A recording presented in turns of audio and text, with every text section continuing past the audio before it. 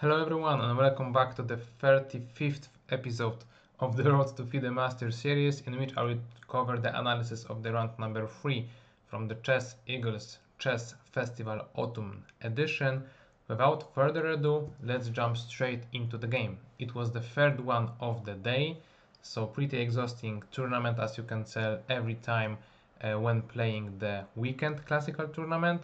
And not only that, we started the game on at 6 p.m. against my longtime friend, against whom I believe I've played my first tournament game 2 decades ago, exactly 2 decades ago. So quite some time from that point onwards, we were friends all time long. So quite a nice story, and we've had also quite a nice history between us when competing in the tournaments. We've played dozens of times against each other in both classical and rapid games, Blitz 2. However, we realized, Wojciech realized before the game, and he told me that for the past few years we actually haven't played against each other in the classical. So it was no time, I guess, to have that game played out anyway. And I was glad that at least I got white pieces. And with that in mind, and with the fact that I was feeling still pretty okay, I decided to play out the game and see how it goes. And I started with the move e4, after which he replied with knight f6. And as you can tell, if you watched the episode number 33, which was the first round of this tournament, let's say 2 episodes ago, my opponent also played knight f6, and I have not played there correctly. And I thought that Wojtek maybe saw that game and maybe will want to try to punish me even more for my mistakes than my previous opponent. But still, I decided to continue with the variation because after the game I checked the lines. So that's what I recommend to you guys. If you play a line that you mess up, and then opponent will be trying to take advantage of that, after each game you have to check the variation in order to avoid the same mistake twice. Nevertheless, it was not actually the case in this game, because my opponent opted for c takes d6, so changing things a little bit.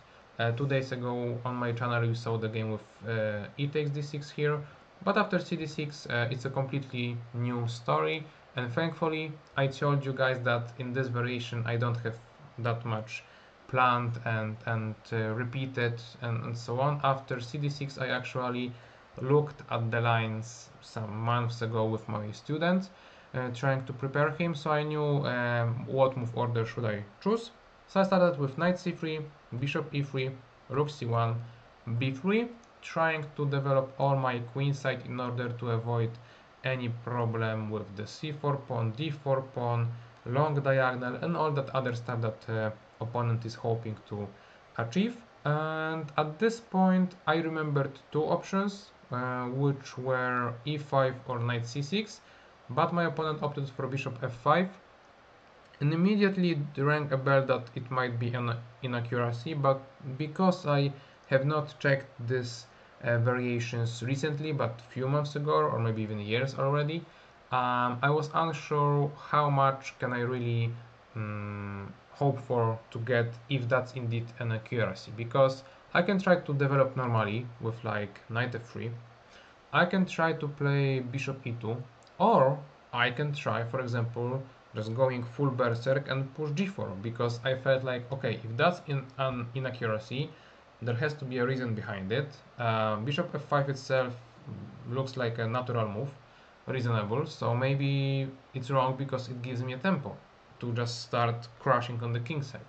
So I had such thoughts, but at the same time my opponent played the move with confidence, so I was hoping that he knows his stuff, and perhaps then g4 will not be an objective good way to deal against it. So I took a normal route, let's say not a passive one, but developing simply with bishop e2.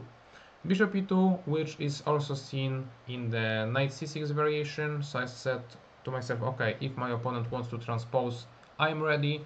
If he wants to play something else, I will be ready too. And he indeed played something else which I have not expected, which is d5 move.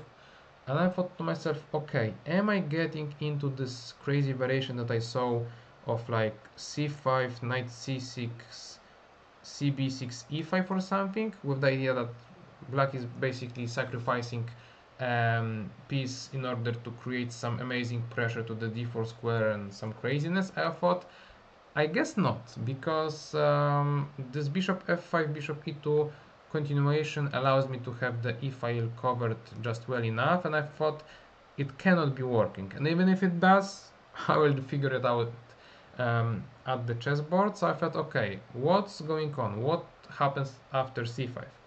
And my opponent replied with knight c8. And I was like, either he is mixing the variations or I am, because I don't see a good reason why he would be willing to play d5, knight c8 continuation in this variation, because I remember such ideas, but with the ed6 variation, not cd6.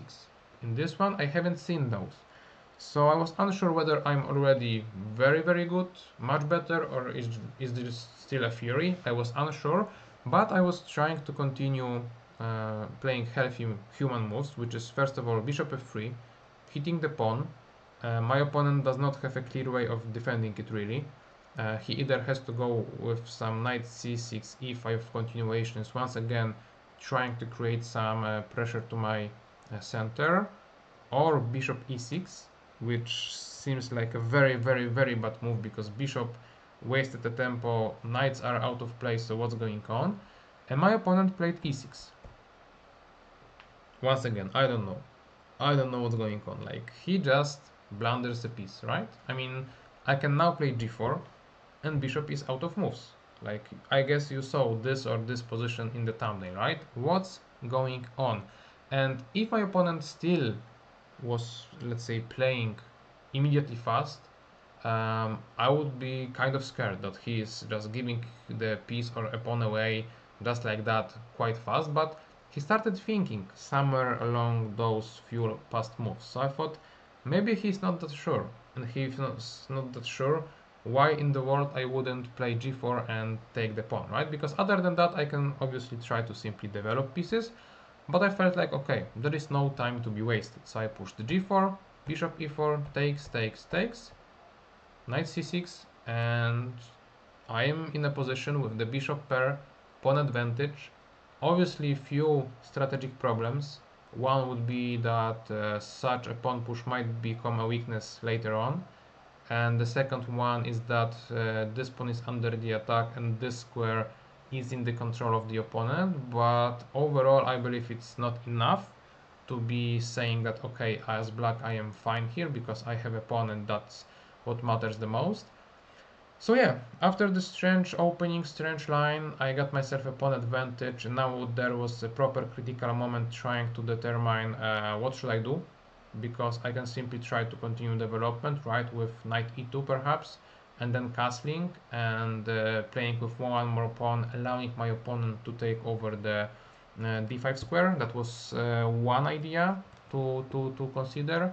The other one that I liked more was to push d5, because after d5 I am getting rid of the d4 weakness, I am getting rid of the d5 weakness. Obviously it has some drawback because I am not taking care of the development, and for that reason my opponent can try to at least play queen a5 check, deliver double attack with the king and the pawn on a2 and get the pawn back, but I felt like giving away the pawn in such a way would benefit me mostly. So I felt like, okay, d5 is a human choice, human move, and apparently it's not the one that computer likes. Also, my student didn't like it, so I gave one of my students such position, and he said that he does not care about the d5 pawn being weak. He would just simply develop the knight and castle and so on. I was not so happy about it strategically, so I went for the tactical resource. What I've calculated, as I've said, after ed5, bishop d5, I saw queen a5 possibility.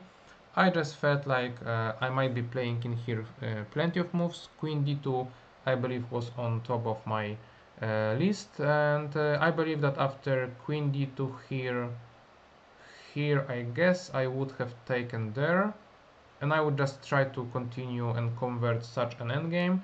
I knew that such an amazing outpost for the knight might be making this position hard to convert, but overall I would be happy with such outcome. Obviously, as you can tell from the eval bar, if you are watching it, computer says that in between black had some better choices, but I am presenting what I felt like would happen during the game, because in here, for example, computer would suggest queen c7 move, which I'm not sure about, and it's some long-term initiative, but I cannot see it with my human eyes. So the point is, yeah, I felt okay with d5, and I kind of expected the queen h4 move that my opponent played, and I knew it will not be the best. I felt like queen i5 was better. I still found a way to deal against it, so that's why I pushed d5 in the game. Queen h4 chosen by my opponent was not that great. I just simply played bishop c6, bc6, h3 with the hopes of trying to artificially castle, play knight f3, and claim the pawn advantage on the queen side with healthy king on the king side. So like, what's going on? Obviously in here, opponent, I'm mentioning the king f1, king g2 strategy because actually I would love to play knight f3 in castle, right? It's easier and faster, but my opponent played rook e8. We had a little bit of a laugh at the chessboard because I was like, oh my god, what a great move you found, because obviously now if I want to play knight f3, there is rook e3 check, and I'm losing the material. So yeah, we had a little bit of a laugh. It's always nice to have such friends and opportunity to not be only a grumpy chess player and have some fun, because that's what's all about. And the point is that since the knight f3 is not working, I just simply played king f1 with this artificial castle idea, and then we stopped laughing because the position is obviously a complex one. My opponent decided to drop back the queen because queen did what she was supposed to do. Now she's dropping back to e7. I continued with queen f3, not knight f3, because I was unsure about the queen e4 move. Will I be able to go away from the pin? I just completely missed the fact that I might have the rook c4 idea, and not a problem at all. So that's perhaps an inaccuracy, because with the queen on f3 and knight on e2, my setup is not that natural. And natural setup is something I wish for whenever I take a pawn for some counterplay for the opponent. I don't want to have my pieces misplaced and not coordinated, and that's kind of what happened. But anyway, and this position was still, let's say, in my game plan for now, so I continued with king g2 as previously thought. And 97, that's a very powerful move. I was kind of hoping that my opponent will not see that, will not appreciate it enough, and will go for some bad move like queen a2, giving away the c6 pawn and stuff. But yeah, 97 is a very powerful move. Finally introducing the knight from c8 to the game, jumping to the d5 square, threatening to take on a2, protecting the c6 pawn, and so on. So practically, even though it does not look like it, opponent is creating many problems for me and asking me a lot of questions. And rook c2 seems like the most obvious way to deal with the situation, because I am placing the rook at a square where it protects everything. After knight d5, also I have the c1 square available for the bishop. It's a safe square for the bishop. It's not disrupting the protection of the e2 knight. Should be fine. However, I couldn't calculate the variation further after knight b2, rook d2, knight a2, because I felt like at this point I've lost my pawn advantage. I might be losing a bishop too, and I didn't feel like it's a good position, and I just completely missed the idea rook d7. If I spotted the idea, as you can tell also from the eval bar, I am amazing here, because I played a move with a tempo, allowing me to, after rook f8, develop the bishop anywhere I want to, basically. Perhaps to f4, then to d6, or maybe to g5, to then to e7 or f6. Plenty of ideas, plenty of initiative, just thanks to this one little, let's say, move, rook d7. That's what I've missed completely, because, you know, when you are struggling in such position, you are trying to think mostly about the defensive ideas. That's the point where mostly you will be missing the active ones. And as you can tell, after rook c2, bishop c1, rook d2 continuation, I would be forced to find rook d7 all of a sudden activating myself. So yeah, that's what I've missed. That's why I didn't go for it, even though objectively that was the best variation for me. I decided to play bishop d4, saying, okay, you just gave me a pawn away in the opening, but then you've created some pressure.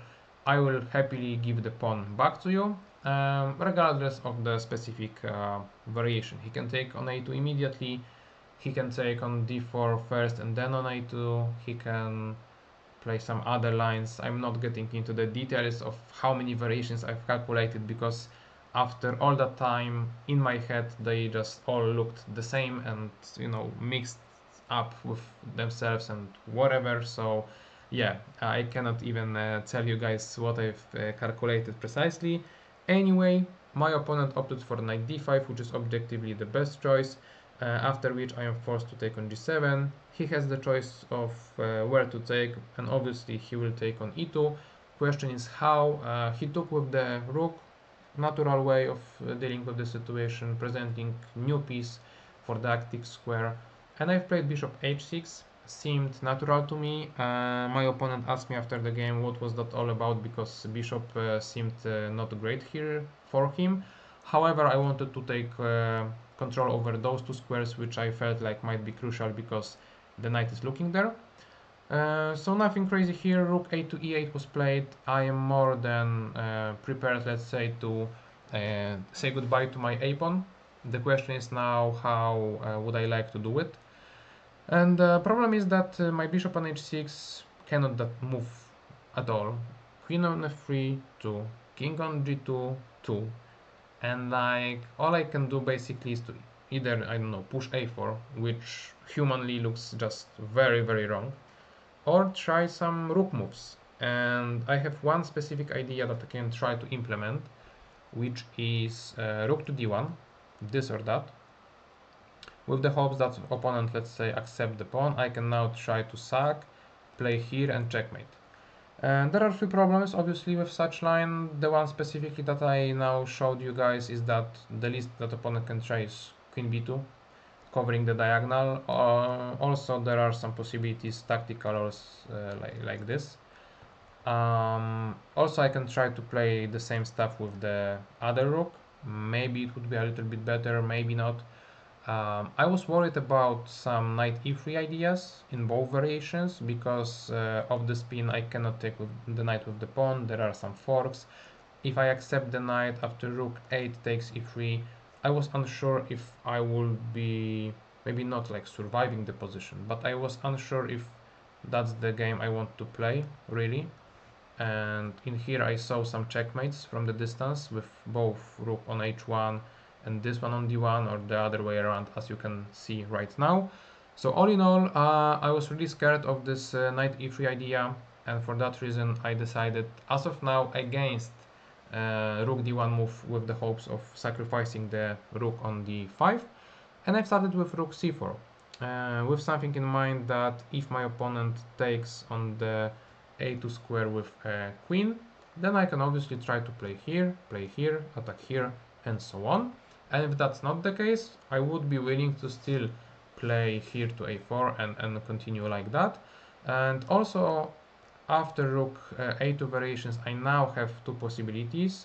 Either rook e4, which I quite liked during the game, hoping for an exchange and hoping to create some pressure on the 8th rank, on the diagonal, and so on. So I felt more than okay with such variation at first, because then if you calculate it a little bit deeper, I felt, okay, my pawn is on a7, but it's not my pawn, and all of a sudden I am experiencing once more the difficulties of dealing with this knight is superior to the bishop, I would say, and practically I felt like the most I can do is try to draw the game, which was not enough for me at the time. But for that reason, maybe I would actually now try to play here, sacrifice and so on, because imagining that he is wasting some tempo, now I might be willing to sack once and sack the other rook, because now I would be checkmating. Some ideas like it. As you can tell, it's working, but in the meantime, obviously, Ivar Bar showed that it's not that great. But anyway, those are the ideas. I'm not getting into specific variations because I didn't calculate them, because it did not happen like that. My opponent did not take the a2 pawn neither with the queen nor with the rook. He opted for f6. Seemed very odd to me, but I want to introduce a new problem in this game for you guys. I introduced one of them, being that it was a game that started at 6 p.m. after two classical games already played out this day. But that's, you know, same for me and my opponent, so I cannot complain as much. But the one thing I can complain more about is the fact that I am lacking time. As you may know, as I've said before in the previous videos, this tournament was played with 60 minutes each, with increment of half a minute after each move, and the point is that as of now, around this point, I had less than 10 minutes to continue the game. It's a sharp situation, sharp position, so even though f6 looks odd, f6 looked just simply bad. I couldn't really prove it. Thankfully though, next few moves are kind of playing out themselves, because I will play rook a4, I will take the pawn, I will give a check. Now is the very important decision, what to do. I am pressured on the f2 square, I have to deal with the knight e3 jumps, as I've said before. As of now, my bishop might be overloaded due to this fact, because it has to look both on e2, e3 square, f4 square, and protect the rook. So I thought, okay, maybe it's time to move the rook somewhere. At first I was thinking about the rook f7, because after g5, which would make my bishop stack, I had such trick, let's say, here, and checkmate. That's nice.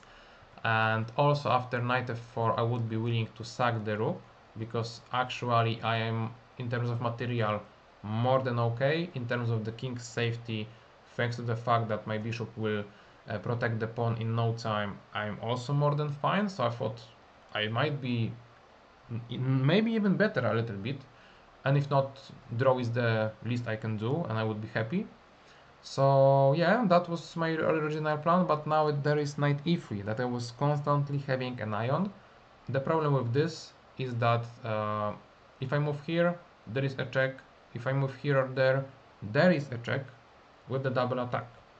And my rook might be lost due to the fact that after, let's say, here and here, I have to cover the check somehow, because if I go down, there is checkmate. And if I go here, then the rook is lost. So that's the problem.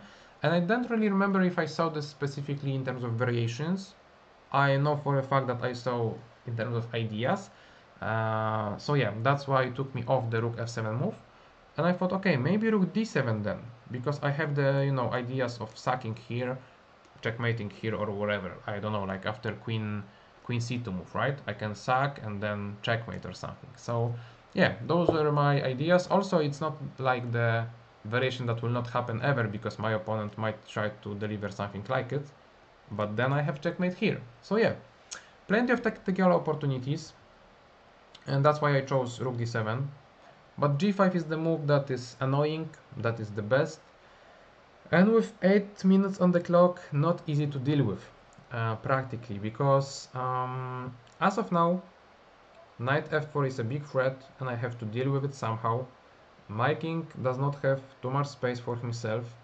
I'm not maybe worried about the mating patterns per se, but all in all, I know my weaknesses, and it's a great example, this position, for my students. I often like to give such positions to them during the lesson or as a homework, because it's a very important question now for you as white.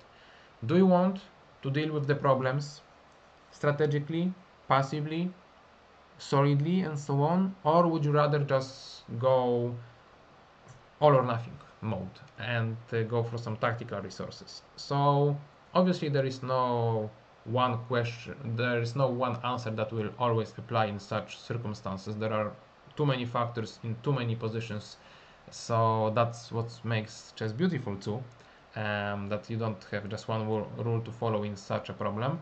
However, the point is that in here, as you may know me, I took the aggressive route, which is simply not working. And I was just dreaming, I was just hoping, I was just thinking about what happens if in the favorite colors for myself, and I wasn't thinking about it practically. Why am I saying that? What was the move that I've played? What was the move that is bad? I opted for the h4 move. h4 move that gives my king a little bit of space, so if the check came from the e3 square from the knight, I have the h3 square to go to. If my opponent wastes time for something, I don't know what, like anything, then I can try to play bishop takes g5 with the idea that I am taking a pawn, threatening to take the other one, controlling the squares, and if my opponent accepts the bishop, now I checkmate in a beautiful fashion by sacrificing a rook, giving a check, and taking with a pawn on g5, opening up the rook, winning the game. So this dream was amazing, as you can tell, looking perfectly fine. However, the question is, what move in the world at this point would opponent have to make that would make some sense and would allow me to actually have this additional one tempo, one move to deliver this bishop takes g5 move? And the answer is none. There is no way, no move for the opponent that makes sense and would be so slow that would allow me to deliver such a checkmate. So the point is that h4 move was not understandable, was not good, and I should not play it because I was just dreaming, I was just thinking what if, but I am playing against a good opponent with 20 minutes more on the clock, and he will not waste any time, he will not give me his hand in order to help me win against him, right? He will just simply follow the idea that he had in mind anyway, which is simply knight f4, closing my f file for the queen, giving me a check, creating some problems. So like h4 was no good.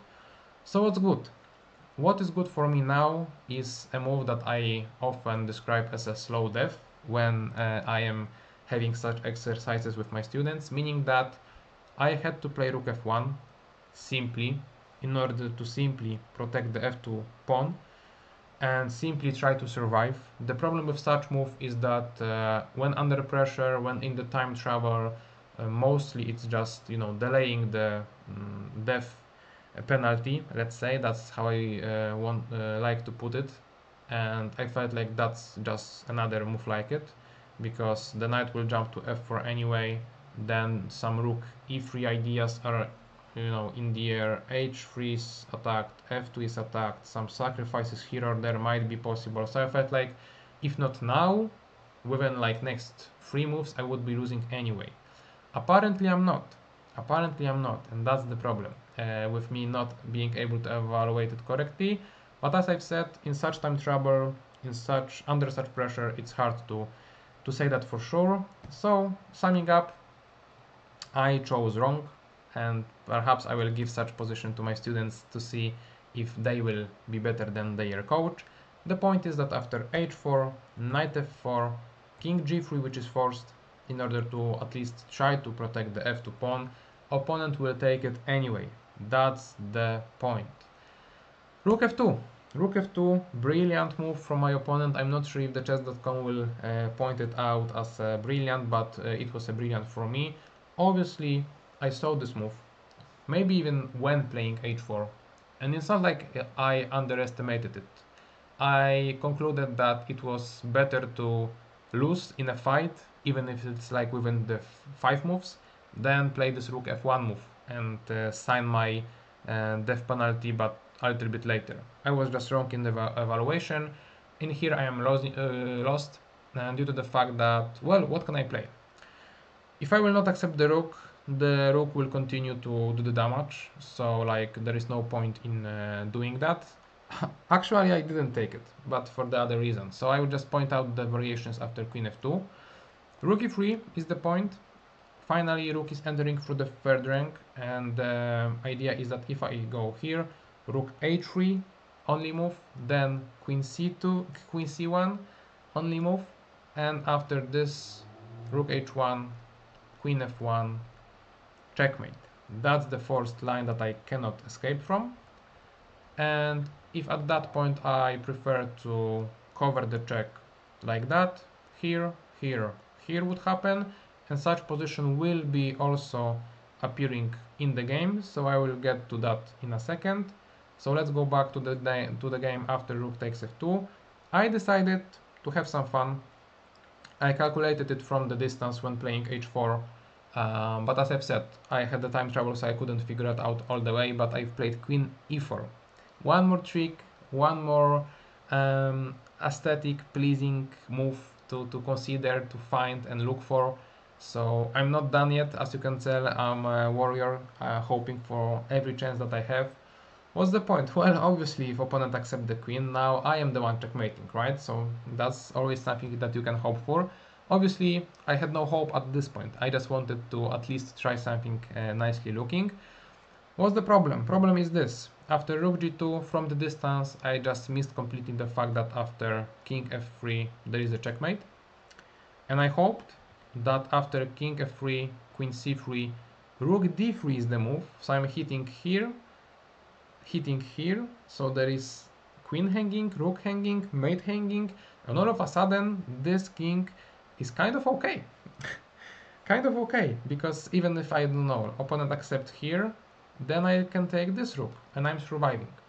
So nearly there. However, opponent has one more brilliant move in here, which is rook f2. Rook f2 with the idea that if I take with the king, now knight d3 comes with a check, so my queen will be lost. And if I don't accept it, now opponent can try to take the rook, because now the knight will be protecting the rook that just went to f2. So yeah, plenty of variations that I've missed, but plenty of those are very nicely looking, so I wanted to show it to you guys. But still, I will defend myself. Queen e4, rook d3 continuation in such time trouble and problems. You have to be crazy to find those, and I am a crazy person when playing chess. So that's that.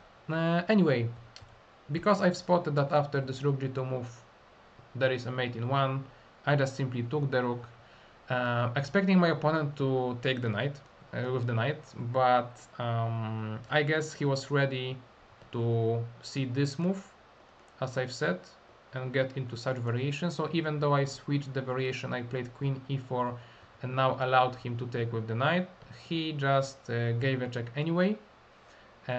Also, king h2 is an interesting variation, because once more rook h3 is winning, queen h3, queen f2, here, same checkmate, a little bit different execution. But the point is that after rook e3, due to this checkmate pattern, I had to cover the check, and once more we are getting into such position. And you may ask me, well, why are you losing really? Like, is it that bad of a position? You have two rooks for a queen, checkmate, threats, and so on. So what's that about? Well, the problem is the forcing nature of the position. My opponent will give me endless checks and will just either checkmate me or get one of the rooks. How? Let's see. I went with king to e4, and with the idea that if my opponent will miss the mate in 3, I will have a proper laugh after the game that, oh, you won, but you missed mate in 3. And he did miss it, because mate in 3 would be queen e5, queen e2, queen g2, sorry. But he went with queen c2, same move as he was preparing, I guess, after king f2 move. What's the point here? If I go down, my opponent will checkmate me on e2 and then g2. Same applies for going here. Same applies for going here. The only square that I might try to go to and survive is king to e3, but then, same as in the game, after king to e3, queen e2, after king to d4, queen d3, I would be losing the rook, and that's why by force I am losing the game, due to the fact that I chose the h4 move. So as you can tell, you may try to, make me feel better and say, okay, it was a hard, long variation. It's very hard to spot the fact that h4 is losing due to the fact that later on the queen and the knight will cooperate so nicely that you will be losing the rook.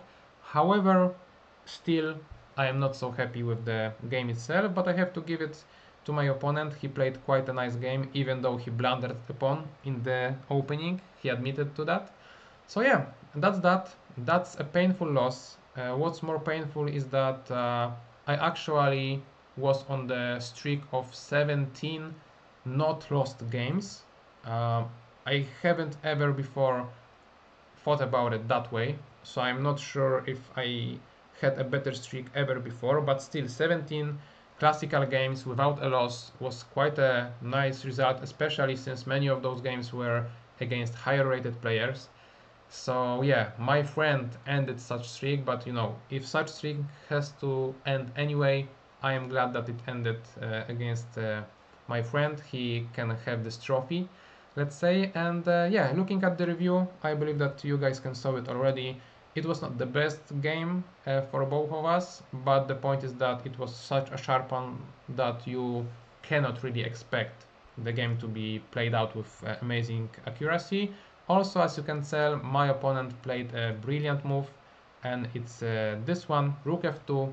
As I've said, brilliant sacrifice, brilliant idea, and an deserved win. So what does it mean for me, guys? Well, it means that after 3 games during one day, I am losing my rating.